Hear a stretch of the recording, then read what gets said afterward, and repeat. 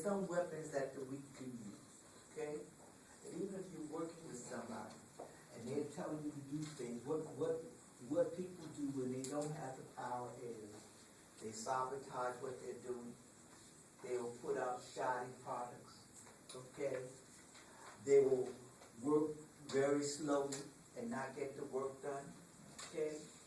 And you'll see this, like, I look at a lot of movies, but sometimes if you ever see the picture of the bridge on the River Kwai, okay, if you ever see that, what you see is that they have captured the British, and what the Japanese are trying to do is build a bridge so that their troops can get over this river in a train. And you see that the English are building the bridge, and things are falling down, and instead of putting the bridge on stone, they're building it on mud. You know what I mean? So it's going to collapse. And you see them goofing off, doing all kinds of things. That is the power of the weak. Okay, that's the kind of power weak people have. All right? And so I'm saying that very often when you look at these things, you look at it not just from what's being put on the screen, but from a sociological lens. Because that's what they're showing. Okay? Now, and you see, because you'll see that very often if somebody wants to do something, you tell somebody to do something and they don't want to do it, you say, well, look, he's dragging his feet. When we say that, that's what we mean. They're exercising their power over you. Okay? Now, we never see it in terms of power, but that's what's going on. Now, see any questions so far? Any comments?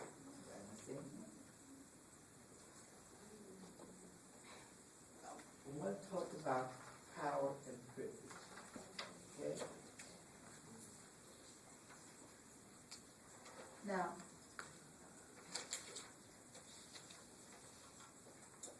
your book says that recognizing privilege is not about making people feel guilty about anything.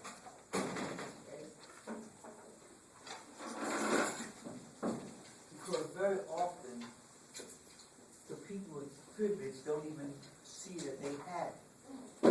Okay? And that is almost the beauty of having privilege. Is not to understand or to not pay any attention to it because it's a natural thing. Okay? Now, what are they saying? Okay?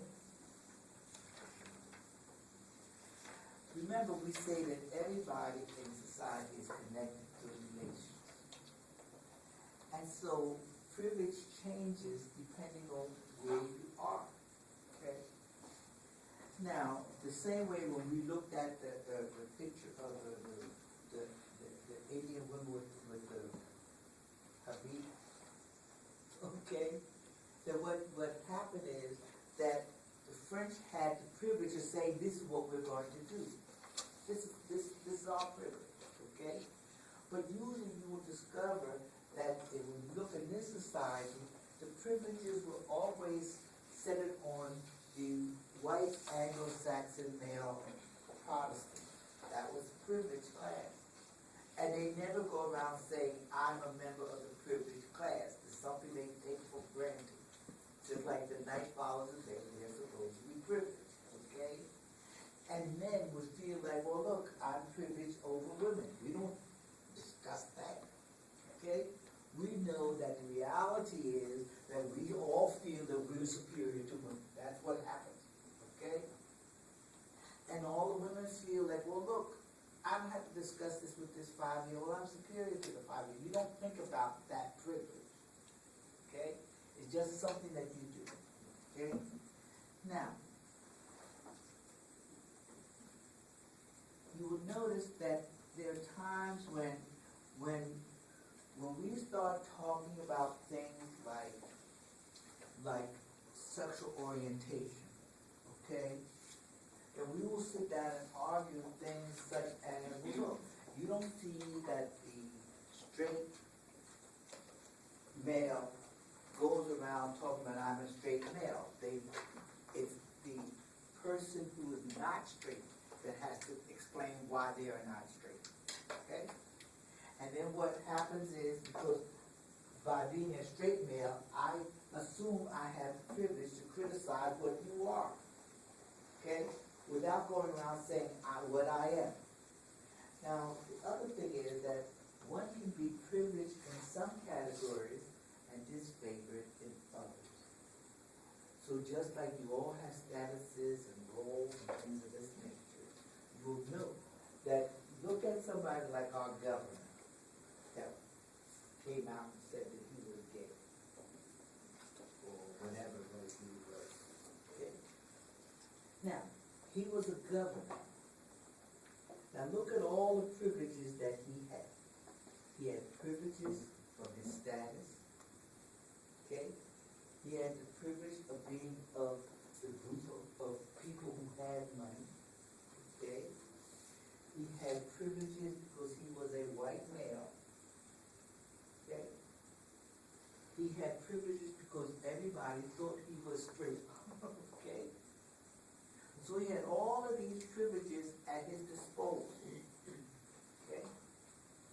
Now, what happened is that when he comes out and says, I am gay, notice all the things that go into motion. He's willing, good morning. He is now willing to give up some of that privileged favorite status for whatever reason, I don't know, but he comes out and says it. Now notice that what that did to him. He uses his status as the governor. Okay? People started looking at him as constantly saying, well, he was hiding this all the time. His wife, had he just came out to her, it would be one thing, but now his wife is now embarrassed, because she's got to figure out what is she doing wrong. So you know how we internalize it like it's our fault. Okay? And so he gives up all of that because he comes out and notice that he then pays a price for it. Okay? Because he moved from all the favorite classes to one class that was severely unfavored or disfavored at that point and affected everything he was doing. Okay? Now, so we see that. Okay? Now, what happens too is that we have what we call